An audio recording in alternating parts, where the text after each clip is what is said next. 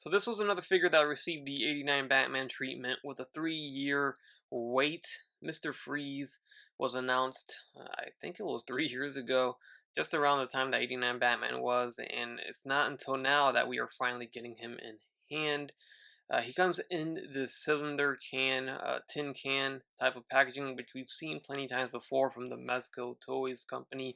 And here it is again with Mr. Freeze. The front side just says Mr. Freeze. On the back side really doesn't show anything else except for the very back, which shows Mr. Freeze right there, which is just an image of what the figure looks like. But overall, pretty cool. I like it. I always dig these designs. It's just a killer when it comes to like shipping and stuff.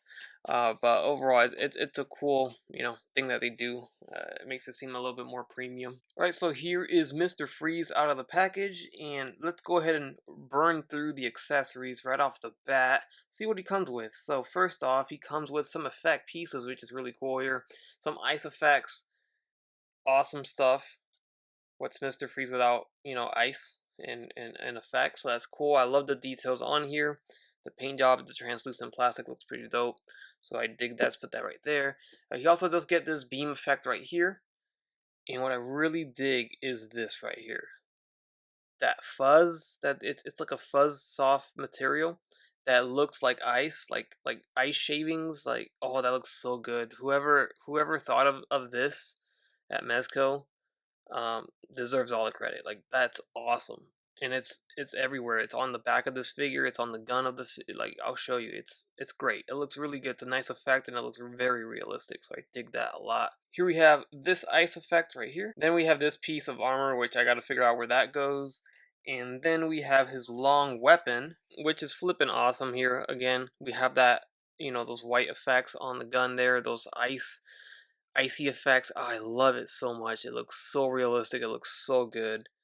I didn't really realize that this figure came with this on all over, so it's a very cool effect. And then we have his small pistol with the same effect right there on the end of it. And he also does come with 2 head sculpts, but before we get to that, let's take a look at the one that he comes with out of the box. And somebody mentioned that this looks like J.K. Simmons, and now I can't unsee it. It really does look like J.K. Simmons. Here's the alternate head sculpt. It's a more serious, angry look, which I think I prefer. Let's check it out with that head sculpt on. Right there. And that looks pretty dope, man. And let's also not forget that he does come with his dome, of course. And there's a look at him with that dome on, which looks pretty cool. Alright, so this is where that piece goes. It's actually a mouth face mask that goes over the dome. And it does cover his face up. It looks pretty menacing. It looks pretty awesome. I'm not sure if that's how I'm going to display him or not. You guys let me know how you guys think this should be displayed. I mean, would you cover the face this much? Or would you rather see his face through the dome? Let's take this off real quick, like that. So which way looks best for you guys? Let me know. I'm having a hard time deciding. Alright, so the figure right now has a pair of fists out of the package.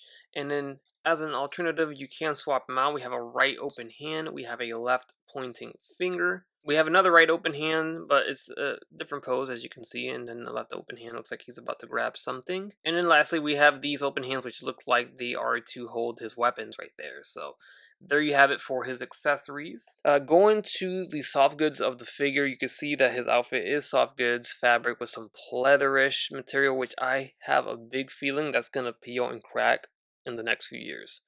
I don't think that's the highest of quality right there. And I don't know if 303 is going to save it or hurt it, but I just feel like it's not going to stand the test of time, especially if you bend the joints. And speaking of the joints, they are pretty stiff, but here's a look at the boots and the rest of the figure, so you can kind of see the texture of that fabric on there. Pretty dope. And yeah, so the joints, the leg, you can see here as I try to bend it, doesn't really want to go, but it does bend, obviously. Just gets real hindered by the thick soft goods that he wears. Same thing for the elbows right there. They do bend, don't get me wrong, but that's definitely going to crack that pleather type material over time, I feel.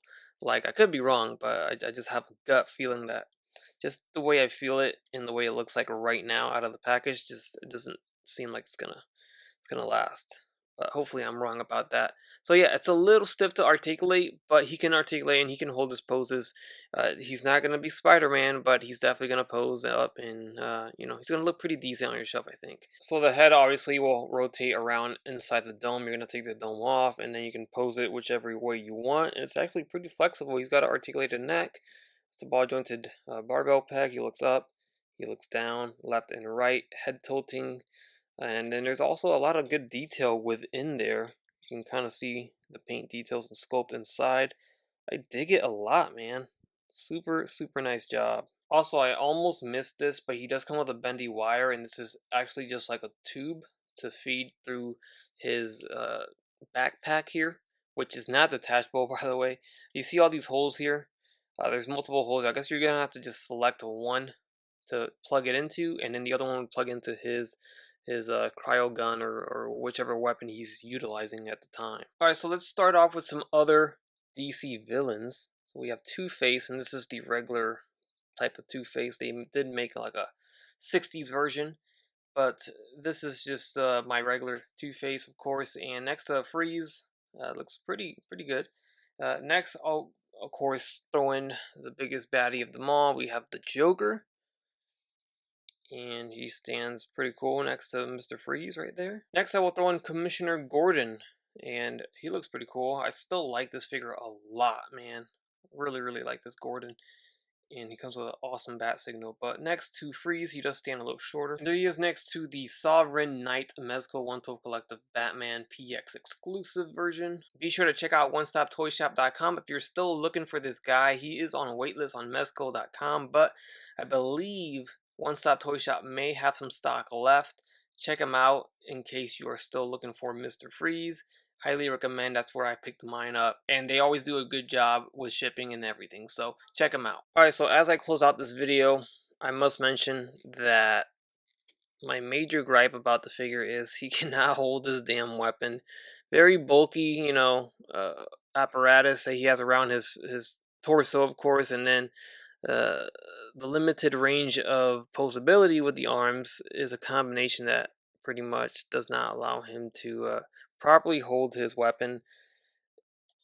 He's obviously not really going to aim it well. I'm just trying to get him in a normal vanilla pose with the weapon kind of just resting, and it just keeps popping out of his hand. And I really want the long weapon because you can obviously easily put in the small one, and he's going to hold this one just fine, but this is the badass one. So yeah, it's a bit of a bummer. It's hard to get him to hold it, and if he does, he'll hold it for a second and he'll probably drop it over time. So just something you got to watch out for, and it's something just unfortunately you're going to have to deal with this figure just because of the way it's designed and the way it is. It's very bulky, not very flexible, and just his gripping hand isn't really a gripping hand, honestly. It doesn't really grip that gun very well, so just keep that in mind. Overall, it's not a perfect figure, but it's a pretty cool Mr. Freeze. For it to be 3 years old, though, it's good. It's decent. I can't say it's trash. I can't say it's terrible. I think they're doing the best they can with what they have with this type of design for this character. So overall, I'm pretty happy with it. I think a lot of people are too. I'm hearing some positive things about this figure. So let me know your thoughts down below in the comment section. Hit the like button and subscribe if you haven't done so already. As always, guys, take care, take it easy, and I will catch you on the next one. Bye.